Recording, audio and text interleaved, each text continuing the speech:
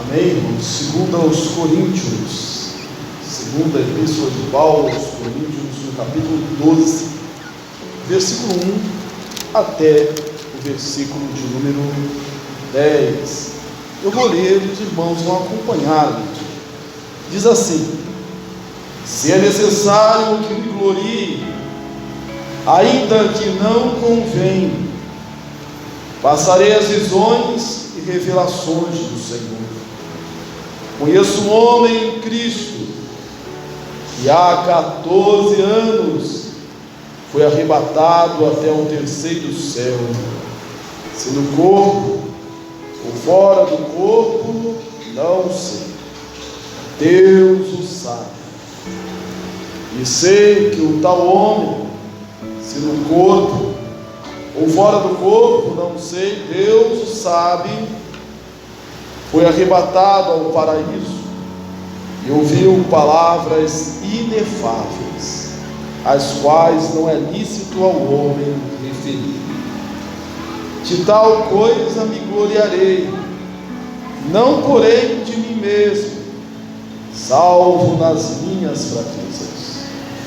Pois se eu vier a gloriar-me, não serei nécio, porque direi a verdade, mas abstenho, para que ninguém se preocupe comigo mais do que em mim ver ou de mim ouvir, e para que não me ensoberbecesse com a grandeza das revelações, foi-me posto um espinho na carne, mensageiro de Satanás, para me esbofetear, a fim de que não me exaltasse.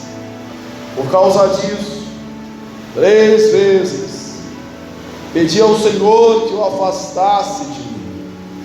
Então ele me disse: a minha graça te basta, porque o poder se aperfeiçoa na fraqueza.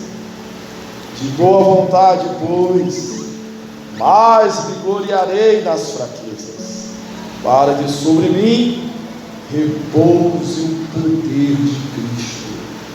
Pelo que sinto prazer nas fraquezas, nas injúrias, nas necessidades, nas perseguições, nas angústias, por amor de Cristo. Porque quando sou fraco, então é que sou forte. Amém. Senhor Deus, Pai bendito, Deus santo, Deus de graça, poder, amor e misericórdia, lemos a Tua palavra que é viva e eficaz. Senhor, sonda os nossos corações, vê, Pai, as nossas necessidades e aplica esta palavra, esta verdade aos nossos corações, conforme a Tua boa, agradável e perfeita vontade. Alimenta-nos, corrige-nos, direciona-nos, conforta-nos, mas que de maneira alguma a Tua palavra volte vazia, mas que ela produza frutos para a glória e para a honra do nome do Senhor. Amém. Sentai-vos, irmãos. Irmãos, nesse capítulo 12, nós podemos dizer que Paulo, ele abre o seu coração, ele revela sentimentos e acontecimentos que até então eram só deles, pertenciam só a Deus. Nós estamos metodicamente estudando a carta de Paulo aos Coríntios, primeiro a primeira carta, agora a segunda. Nós já estamos familiarizados com as dificuldades que Paulo enfrentava nessa igreja que ele tinha plantado, igreja que discutia o seu ministério, que duvidava do seu apostolado por vezes, igreja que ele escreveu uma carta para corrigi-los. Foi a primeira carta. Depois ele visitou a igreja, uma visita que ele diz que foi uma visita em tristeza, porque talvez não tenha sido recebido. Ele escreveu uma carta severa, se perdeu na história, e depois ele escreve essa segunda carta para manifestar gratidão pelo arrependimento da igreja de Corinto, para reforçar o pedido de uma oferta para a igreja pobre de Jerusalém e para reafirmar o seu ministério. Aqui ele está reafirmando o seu ministério. A acusação que pesava sobre ele, uma das acusações é que ele era, a gente viu isso no capítulo 10, que ele era forte ao escrever, mas ele era fraco de presença. Eles diziam que era muito bom escrevendo de longe, mas era fraco na presença. Paulo talvez não fosse homem de boa aparência, talvez não fosse tão bom orador como Apolo, e aqueles apóstolos, falsos apóstolos de Corinto, que talvez tentasse usurpar o apostolado de Paulo, tomar conta daquela igreja. Uma das coisas que eles alegavam, uma outra coisa, além da oratória que eles tinham, eles também se assenhoravam de ter revelações espirituais, de ter encontros com Deus. E aí Paulo, que até então se gloriava tão somente nas suas fraquezas, Paulo, que era um homem que dizia: olha, as tribulações, as minhas aflições em Cristo, até então tem produzido louvor para o Evangelho, tem feito prosperar o Evangelho. O apóstolo diz: olha, eu sei estar tanto humilhado, como exaltado. Agora ele vem mudar um pouco o seu discurso, ele vem ceder, quem sabe, por uma boa causa, e vem jogar o mesmo jogo daqueles homens, vem combater com as mesmas armas. Era como se Paulo dissesse assim: é revelação que vocês querem, é poder que vocês querem, é intimidade com Deus que vocês querem. Ele já havia dito isso em outro texto, quando diz: olha, falo em línguas, eu muito mais. Vocês têm revelação? Eu muito mais. Mas até nisso ele mostra uma certa humildade, ou uma cortesia no trato. Ele diz assim: conheço um homem em Cristo que há 14 anos foi arrebatado até ao terceiro céu. Conheço um homem em Cristo. Esse mesmo homem foi levado ao paraíso e ouviu coisas indizíveis que ao homem não é correto ou não é justo relatar. Algumas coisas, irmãos, saltam aos nossos olhos aqui. Primeiro, a identificação que Paulo faz. Não tenha dúvida nenhuma, ele está falando dele. Ele está falando dele. O interessante é que isso pode ser uma humildade no nosso linguajar hoje, ou então assim uma maneira de querer se esconder, não é? Eu não sei quantos de vocês já ouviram alguém falar assim, quando tem uma dúvida, é o aluno, ou quando a gente está com uma dificuldade muito grande. Eu tenho um amigo que aconteceu isso com ele. Aí você conta esperando a resposta e ajuda, mas na verdade não foi um amigo, né? Foi com você mesmo, né? Só que você não quer se expor.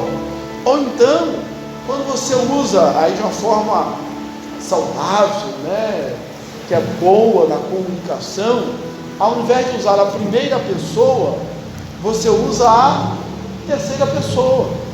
Você fala assim: ó, nós gostaríamos que você fosse lá na festa. Não sou eu que gostaria, eu. Só para não falar eu, a gente fala nós. A gente escreve um livro, o meu livro. Ao invés de escrever o meu livro, eu escrevo o nosso livro. É uma forma mais amena, mais cortês, mais polida, mais bonita de se dizer. E Paulo diz assim: eu conheço um homem em Cristo, mas ele está falando dele mesmo.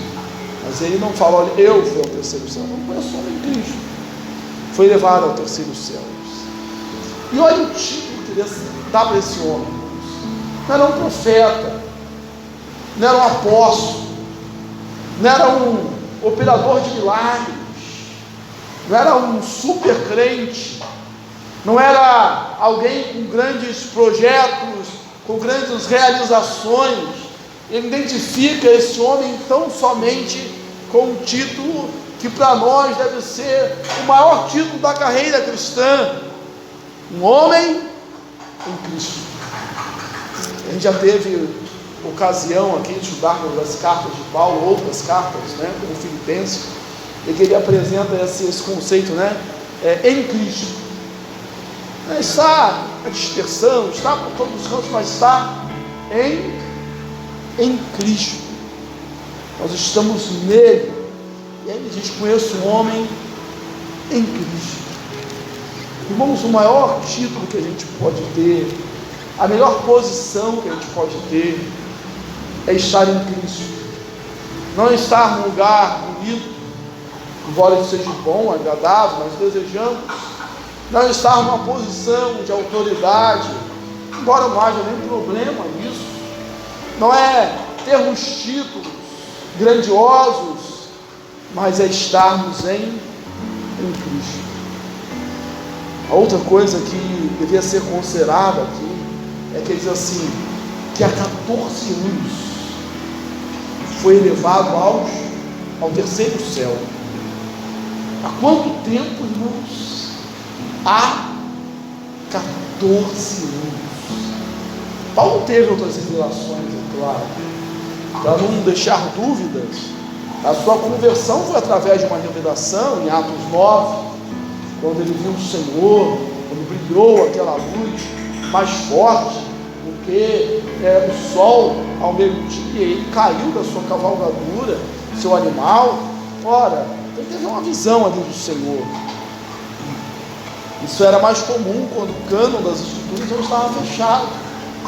Mas olha só, quando ele vai se referir a uma visão que teve, talvez, por ser a maior, ou porque ele não tinha visões todo dia de Deus, uma outra visão que a gente lembra no livro de Atos, foi daquele que ele teve o Espírito Santo, né? O Espírito Santo impedia o progresso ali da missão, e ele diz que apareceu um homem macedônio e disse: passa a Macedônia e nos ajuda. Mas a gente não vê muitas outras visões. E aqui, para argumentar, para defender o seu apostolado, para falar que ele também tinha isso, já que vamos falar de visão, tem visão também, ele diz: olha, há 14 anos. Segundo os estudiosos do texto, da vida do apóstolo Paulo, há 14 anos foi antes de Paulo começar a sua primeira viagem missionária. Então por que o apóstolo Paulo não pegou e disse assim: olha, eu vou começar as minhas viagens missionárias? Por que, Paulo? Qual é a razão que você tem? Eu tive uma visão, eu fui ao terceiro céu. Paulo, por que a gente deve acreditar em você? Porque eu fui ao terceiro céu. Paulo não usou isso, irmãos. E aqui nesse texto, a gente depois vai chegar, mas eu só vou me antecipar ao versículo 6, ele fala assim: para que ninguém comigo se preocupe, além do que em mim vê e ouve. Eu quero pegar justamente isso, aquilo que em mim vê e ouve, porque Paulo não ia ratificar, confirmar o seu ministério em visões, não era nisso que as pessoas deviam acreditar, mas naquilo que viam nele. E aí a gente traduz muito claramente: seu testemunho, e daquilo que de mim ouvem, a palavra que eu prego. É isso que deve ratificar e confirmar o meu ministério. Há 14 anos Paulo guardava isso. Era uma experiência com Deus, uma experiência dele, a experiência dele. E a gente pode até dizer assim: olha, Paulo, assim também é mais fácil, né? Agora que você revelou isso aí pra gente, é fácil lembrar, por exemplo, quando você diz assim, as minhas breves e momentâneas e leves tribulações. Para quem for no terceiro céu, isso aqui deve ser moleza mesmo, né? Saber ser humilhado, passar fome, experiência de necessidade, cantar na prisão, né? Depois de ter sido açoitado. Também para quem subiu ao terceiro céu. Realmente, irmãos, a gente tem falado que essa visão do céu, essa visão da glória, essa sequência de ressurreição, de reino de Deus, é o que deve nos motivar a permanecermos firmes, confiantes e alegres. E de fato que faz a nossa tribulação ser chamada, não só de Paulo, mas a nossa, de leve e momentânea. 14 anos. A pessoa tem alguma experiência com Deus hoje, que deveria ser dela, e ela quer sair contando para todo mundo. Põe nas mídias sociais, fala na igreja, diz e conta como se fosse super espiritual. A gente nunca deve fazer das nossas experiências uma regra para os outros. Nós não somos chamados para contar as nossas experiências. Jesus não nos disse lá em Mateus 28, por exemplo, ide por todo mundo contando a experiência de vocês. Não, ele disse, portanto, fazer discípulos de todas as nações.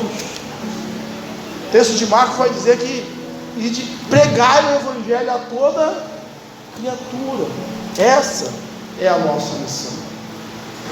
Um pouco mais à frente, a gente vai ver um outro destaque, que devia vestir de humildade alguns pseudos espirituais, como existiam os falsos apóstolos que queriam usurpar o ministério de Paulo e tomar conta da igreja de Corinto. Paulo diz que esse homem, ele foi levado até o terceiro céu, ao paraíso, e ele diz: se no corpo ou fora do corpo não sei, Deus o sabe. Ele repete isso 2 vezes.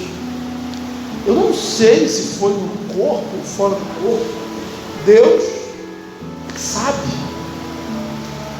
Foi levado ao terceiro céu. Terceiro céu, a gente não precisa aqui ficar especulando, é o céu, é o paraíso. Essa questão do paraíso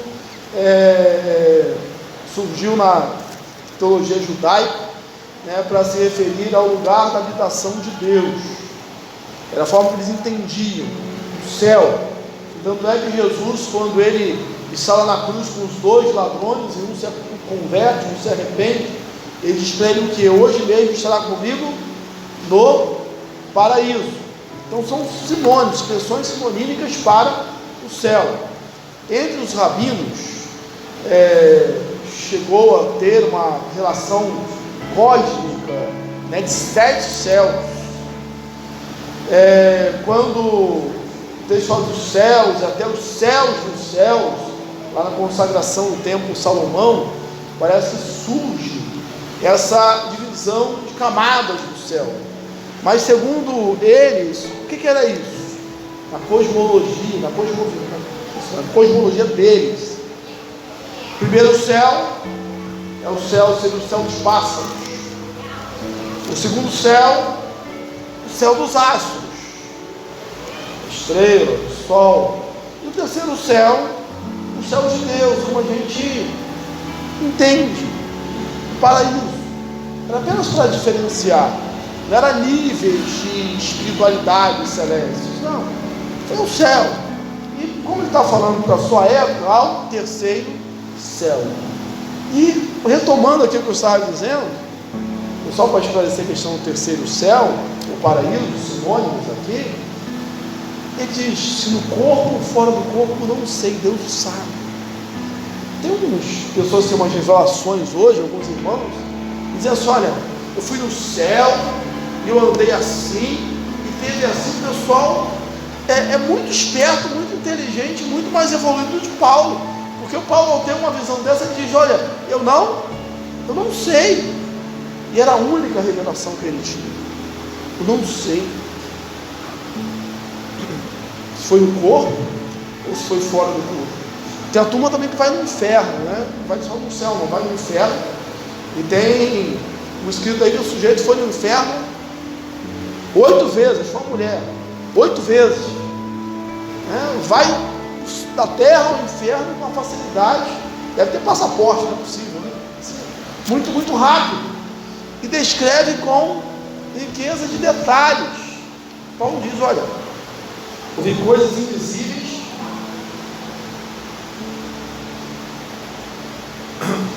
coisas que ao homem não é lícito contar.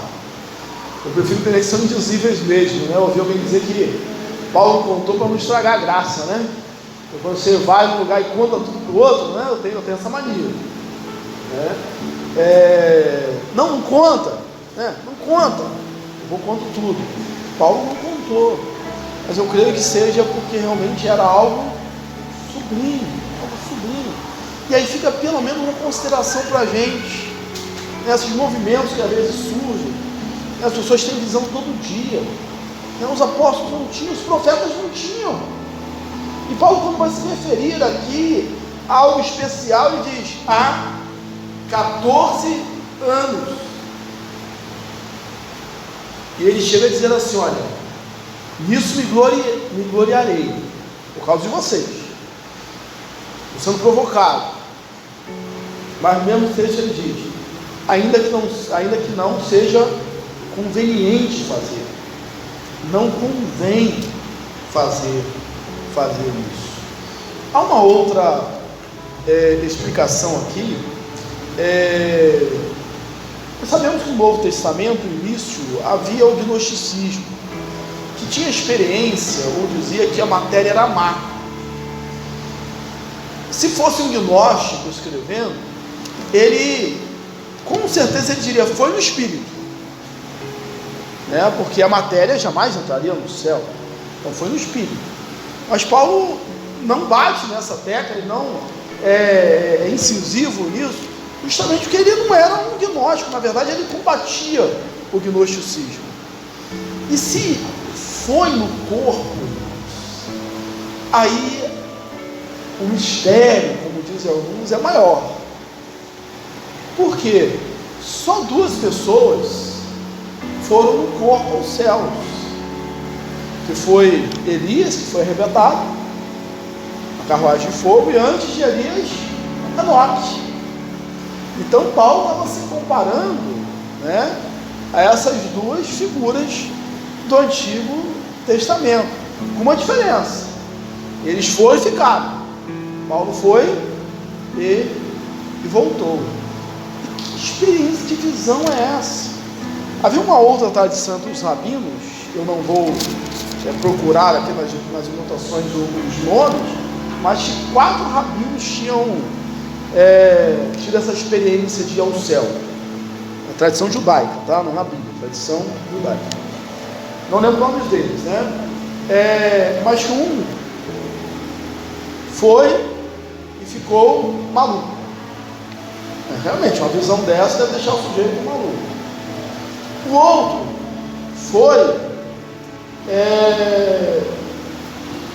outro foi e quando voltou, castrou-se. O terceiro teve também lá uma anomalia. Só um que foi e voltou em paz. A tradição, no mínimo, ensina que essa experiência é uma experiência que mexe com a pessoa. Quando no Antigo Testamento as pessoas tinham visão de anjos, caíam em terra. Essa é a situação de João, pelo menos na ilha de Patmos, né? Ele cai, porque é algo espetacular, é algo diferente, é muita glória para a gente. E alguns dos nossos irmãos parece que bate papo assim com Deus, né, na sua glória, né, de uma maneira muito tranquila. Isso não é uma experiência comum da Bíblia. Aí ele diz: de tal coisa me gloriarei, pois, porém, não em mim mesmo, jamais em mim mesmo, salvo nas minhas fraquezas. Irmãos, até falando da visão da glória, Paulo, ele volta a se gloriar nas fraquezas. Isso que eu li aqui foi no versículo 5.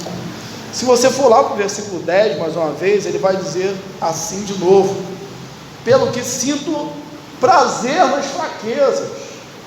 Parece que ninguém sente prazer nas fraquezas. E Paulo diz: pelo que sinto prazer nas fraquezas, nas injúrias, nas necessidades, nas perseguições, nas angústias, por amor a Cristo. Porque quando estou fraco, aí então sou forte. Esse texto que lemos também vai falar do espinho da carne. E Paulo trata esse espinho da carne como uma consequência justamente desta visão. Nós não sabemos o que é o espinho na carne. Nós não sabemos. Alguns estudiosos têm levantado aí muitas opções, muitas teorias. Nós não sabemos. Tem uns piadistas, né, que vão dizer: o espinho na carne, o que é? Devia ser a sogra. O espinho na carne, deve ser o patrão, se tiver, né? Espinho na carne, os impostos, os cobradores. Temos piadas, né? As coisas sérias. Alguns vão dizer assim: o espinho na carne de Paulo talvez fosse o fato avergonho de ter perseguido a igreja. Mas é uma teoria fraca também, que parece que esse espinho na carne não causava intensa dor física no apóstolo Paulo. Outros chegam a dizer que era a sua aparência, essa questão dele ser fraco de presença, uma figura decadente, doente. Outros chegam a dizer que esse espinho na carne de Paulo era uma doença, como possivelmente uma malária que tinha adquirido. Outros chegam a dizer que esse espinho na carne era uma deficiência visual. Isso é explícito lá em Gálatas, quando ele diz, elogiando os crentes da Galácia, dizendo assim: vós, Gálatas, eu sei que vós, se preciso, se possível fosse, melhor dizendo, arrancariam os seus próprios olhos para me dar. E no término do texto aos Gálatas, ele diz assim: vede como de próprio punho, grandes letras vos escrevo. Quem é míope, quem tem deficiência visual, acaba escrevendo com letras maiores. Da mesma forma que quem tem deficiência auditiva fala mais alto, por causa da sua própria deficiência. Mas a gente não sabe. O fato é que tinha um objetivo: humilhar Paulo, torná-lo humilde.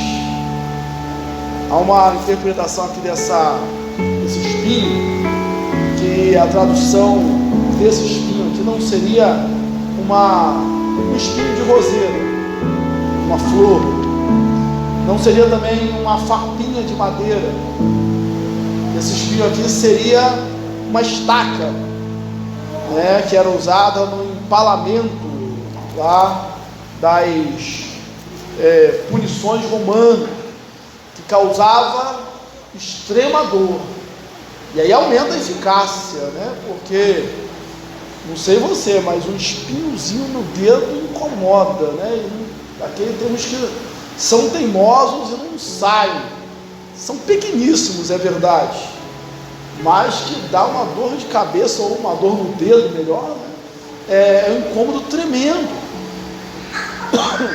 para simbolizar que era algo que estava ali constantemente perturbando Paulo, e sendo uma estaca mais ainda. Alguns chegam a dizer que foi uma estaca que Deus botou no Paulo, desceu do céu, foi uma estaca que Deus botou para ele não subir de novo, ficar preso aqui, mas era algo extremamente eficaz. E sabe, era também uma prova de amor de Deus por Paulo, porque é fácil se gloriar quando você tem tanto de Deus, tem tanto de Deus. Só que se gloriar, a soberba, diz a Bíblia, precede a a queda. Te amo tanto, Paulo, que eu não vou deixar você se gloriar, eu não vou deixar você se orgulhar. E diz que mandou um mensageiro de Satanás, esse espinho na carne. Era enviado por Deus, tá, irmãos? Enviado por Deus. O diabo não tem autoridade sobre a nossa vida. Lutero dizia que o diabo, não sei se você já ouviu essa, mas o diabo é o diabo de Deus. É verdade mesmo, o diabo é o diabo de Deus, para nos esbofetear. O esbofetear aqui é bater com as costas da mão. E na tradição oriental, antiga, e até posteriormente, né, dar essa bofetada, era uma forma de desprezo, de desonra. Eu não te considero, então dá uma bofetada. Por quê? Porque se você tivesse honra e a gente estivesse brigando, eu te dava um soco, mas nem um soco que você merece. Não digo nem disso. Uma bofetada resolve, né? Você não reage. Então é um mensageiro de Satanás bofeteando, humilhando, para que ele não se ensoberbecesse. Incomodava tanto isso, que Paulo ora, e ora 3 vezes. A primeira ele não tem resposta, e não foi falta de fé, não foi falta de espiritualidade. A segunda ele também não tem resposta, e a terceira vez ele ora, e tem a resposta que é eficaz, mas certamente não era a resposta que ele queria ouvir. Porque quando se te crava uma estaca, ou se você tem um espinho, o que é que você quer? O que resolve o seu problema? É alguém vir ali e tirar o seu espinho, remover a sua dor. E é assim que a gente ora. Se eu sou desempregado, eu oro, eu não quero um emprego. Se eu estou doente, eu quero ficar curado. Se eu estou com um problema na família, eu quero que o problema assim resolva. E nem sempre a resposta de Deus é a resposta que a gente esperava, mas é a resposta certa, porque a vontade dele é boa, perfeita e agradável. Vem a resposta de Deus: Paulo, a minha graça te basta, e basta mesmo, é suficiente mesmo. E ele chega à conclusão do apóstolo: olha, eu vou continuar me gloriando nas fraquezas, porque quando sou fraco, aí é que sou forte, porque não sou eu, é Deus agindo em mim. Que a gente possa aprender da vida do apóstolo Paulo, aprender a ter uma experiência viva com Deus, aprender a ter a humildade mesmo diante dessas experiências, e aprender a nos gloriarmos tão somente em Deus. Vamos fazer isso, nos gloriar só em Deus, nos exaltarmos só no Senhor, e lembrar que as nossas fraquezas, as nossas limitações não são para a gente desistir. Quando as pessoas desistem por causa das suas limitações, não são para desistir, é para que haja mais glória para o nome de Deus, porque Ele é aquele que usa as coisas loucas do mundo para envergonhar as sábias, as que não são para envergonhar as que são. Então, diz o apóstolo Paulo: me gloriarei mais nas fraquezas. Que Deus nos abençoe em nome de Jesus. Amém. Nós estaremos orando aqui. Vamos orar para o que chegou agora.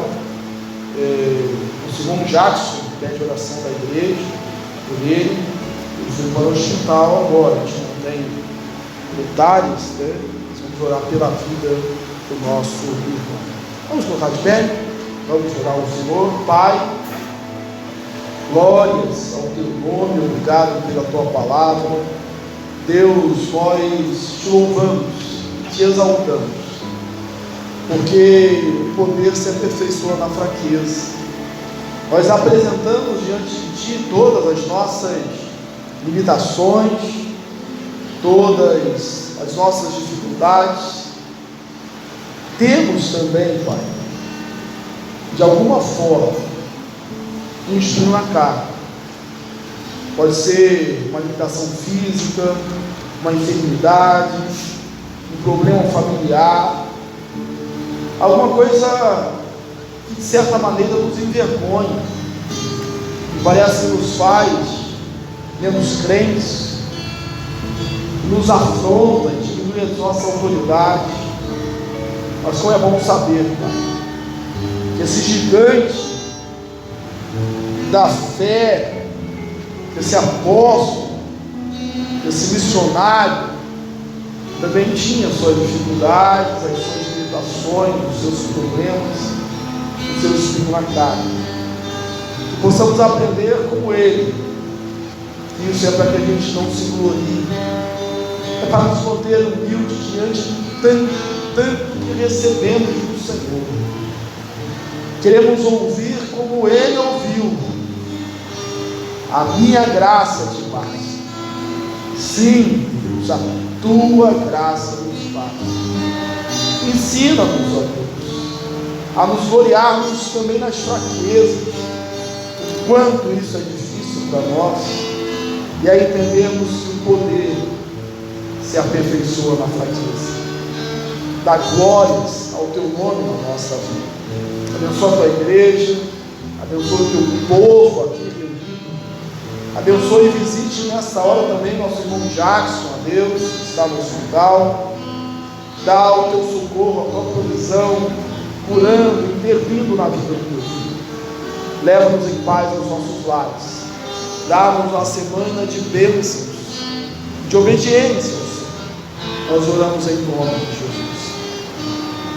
O Senhor vos abençoe e vos guarde. O Senhor faça resplandecer a luz do seu rosto sobre vós e tenha misericórdia de vós.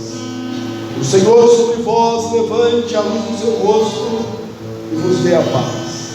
E que a graça de nosso Senhor e Salvador Jesus Cristo, o amor de Deus, o nosso eterno Pai, a comunhão e as doces consolações do Divino Espírito esteja convosco, irmãos, e convosco permaneçam hoje e pelos séculos dos séculos. Amém.